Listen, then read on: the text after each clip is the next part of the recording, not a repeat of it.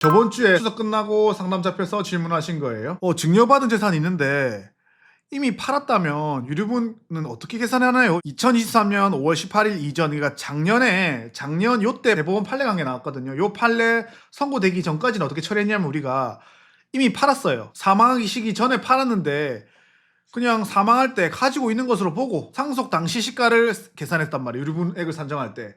근데 요 대법원 판례 이후에는 어떻게 하냐? 처분 당시 가액을 기준으로 상속 개시 시까지 물가 변동률을 계산하는 걸로 바뀌었단 말이에요. 이게 뭐냐면 제가 좀 이따 예를 들어 설명해 드릴게요. 자, 이까지 말고 이제 넘어봅시다. 판례에서 뭐라고 하는지. 증여재산이 상속 개시 전에 아버지한테 땅을 받았는데 아버지 돌아가시기 전에 처분하거나 뭐 그 땅이 수용된 경우에는 유류분액을 산정함에 있어 증여재산의 가액 산정을 어떻게 해야 되냐. 증여재산의 현실 가치인 처분 당시 가액을 기준으로 상속 개시 시까지 물가 변동률을 반영한다. 그러니까 이렇게 한다네요. 당연히 수증자, 받은 사람이 증여받은 재산을 상속 개시 시 아버지가 돌아가실 때까지 그대로 보유하고 있는 경우에는 그대로 가지고 있으면 당연히 그 땅에 상속 개시 당시 시가를 증여재산의 가액으로 평가할 수 있죠. 그대로 들고 있으니까 아버지 사망한 날 기준으로 이제 감정을 때리면 되겠죠. 그럼 그때 그 시가가 얼마인지 나온단 말이에요. 그럼 그거를 계산하는 기준으로 볼 수가 있는데 우리 사건은 뭐예요? 이미 팔았단 말이에요. 받아가지고 아버지 돌아가시기 전에. 그러면 어떻게 해야 되냐? 다르게 해야 한다.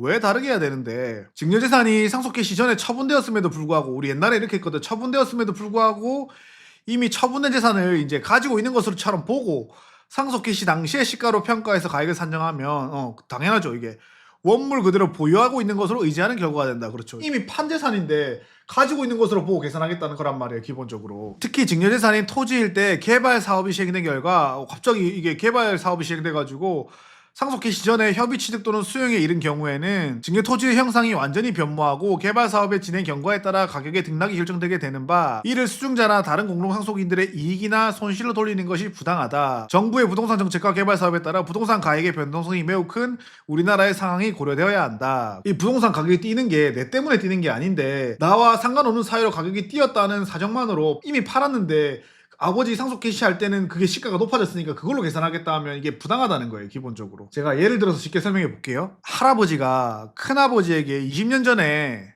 10억짜리 땅을 증여했단 말이에요. 기본적으로. 큰아버지가 이제 10년 동안 갖고 있다가 15억에 팔았어요. 근데 지금 할아버지 사망할 당시에는 토지 시가가 지금 50억이에요. 50억 계산해 보니까 큰아버지는 10년 전에 15억에 팔았단 말이에요.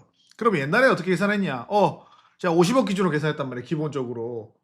이러 근데 큰아버지 입장에서 억울하잖아. 아니 야 내가 팔 때는 이렇게 가격이 오를 줄 알았냐 내가. 나는 그리고 15억에 팔았고 이 오른 것도 갑자기 이게 재개발 대상이 됐다더라. 근데 나는 이미 팔고 없는 땅을 50억으로 계산하면 어떡하냐. 나는 15억에 10년 전에 팔고 지금 돈도 다 쓰고 없는데 요런 상황이 발생했단 말이에요. 기본적으로. 근데 이렇게 하지 말라는 거예요. 이제부터는 어떻게 15억에 판 걸로 계산해서 10년 전에 15억을 지금 그 가치로 한 사람은 얼만데 그럼 한 20억 정도 되겠죠? 그럼 20억을 기준으로 유류분을 계산해라 그 말이에요. 엄청 합리적이죠. 당연한 거죠. 그러니까 우리나라 법원은 항상 합리적으로 판단을 한단 말이에요. 기본적으로. 그러니까 이렇게 합리적으로 바뀌어가고 있는 거예요. 기본적으로. 근데 그 전까지는 어땠다? 조금 이런 부분은 조금 합리적이지 못했다. 이렇게 생각이 되는 거죠. 이 사건을 한번 풀어볼까요? 큰아버지가 땅 팔았잖아요. 1년 전에 15억에 팔았단 말이에요. 기본적으로. 근데 이 대법원 판례 전에 어떻게 판단했냐?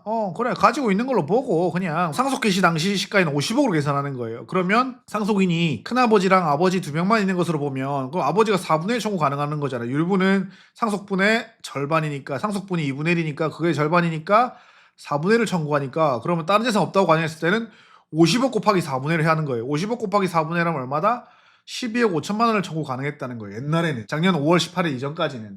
근데 지금은 어떻게 바뀌었다? 요 판례 이후에 큰아버지가 10년 전에 15억에 처분을 했으니까 10년 전 15억을 현재 가치로 계산하면 얼마일까요? 이렇게 하는 거예요. 요거는 GDP 디플레이터 계산식이 있어요. 요거를 넣어보면 제가 봤을 때 한 20억 정도 나올 거예요. 계산 안 해봤습니다. 한 요 정도 나와요. 그러면 이제 20억 정도가 되니까 20억에다가 4분의 1을 청구하면 5억을 유류분으로 청구할 수 있는 거죠. 이게 12억 5천만 원 청구할 수 있던 게 5억으로 줄어든 거예요. 무려 7억 5천만 원이 빠진 거죠. 이만큼 차이가 심하다는 거예요. 기본적으로. 이런 상황이 발생할 수 있기 때문에 이걸 합리적으로 조정하기 위해서 대법원 판결가 나왔다. 이렇게 보시면 됩니다. 이 상담을 하신 분도 저한테 처음 오신 게 아니라 딴 데서 상담을 받고 오셨어요. 그래서 이제 잘못 알고 오시죠. 기본적으로. 왜냐하면 제가 말씀드리지만 우리 지금 상속 분야나 의료 분야나 보험 분야처럼 이렇게 지속적으로 이제 법률이 변경되고 있는 분야에서는 우리 전문 변호사가 아닌 다른 곳에 상담받으면 이게 잘못된 결론에 도달해요. 그래서 저분도 다른 곳에 상담받고 저한테 오셨거든요. 그래서 저 얘기를 하길래 아니다. 작년부로 판례가 변경됐다. 그러니까 놀래죠. 기본적으로. 대부분 변호사 상담받으실 때 어떻게 하냐면은 첫 번째 경우 아는 사람 아니면 주변에 이제 소개받고 가고 두 번째 인터넷 검색. 여기 두 군데는 조금 위험하죠. 인터넷 검색을 하는 건 당연한 건데 여러분 눈에 확 띄는 데는 위험. 제가 봤을 때 위험. 처음 인터넷 검색으로 갈 거면 한 군데만 가보지 말라는 거예요. 제가 봤을 때는 두에서 세 군데 정도 상담을 받아보시라는 거예요. 그리고 아는 사람한테는 웬만하면 안 가는 게 좋습니다. 여러분들 지인으로 알고 있는 변호사나 아니면 지인을 통해 소개받는 변호사가 여러분의 분야에서 생각보다 전문가가 아닐 가능성이 매우 높습니다. 기본적으로. 그리고 인터넷 검색도 마찬가지입니다. 여러분들이 잘 찾아야 됩니다. 기본적으로. 근데 이제 여러분 눈에 너무 이렇게 빨리빨리 많이 나오고 잘 보이고 이런 것들은 거기도 위험할 가능성이 조금 있으니까 어차피 여러분들이 직접 상담을 받아보시는 걸 추천하죠. 저는 직접 상담 받아보시고 비교해보시라. 두세 군데만 받아보면 바로 답 나와요. 기본적으로. 그리고 상담료는 그렇게 아까워하지 마시고 왜냐하면 상담료 드는 거 아까워했다가 큰 부분 잃을 수가 있거든요. 살다가. 그러니까 그렇게 아까워하지 마시고 직접 상담 받아보시고 결정하시는 게 제일 좋다. 제가 봤을 때는. 그래야 여러분들이 후회가 없다. 뭐 상담료는 천차만별인데 그렇게 안 비싸요. 그리고 우리 더글로리에서 말했잖아요. 하도영 씨가 변호사 비용 아끼면 안 된다고.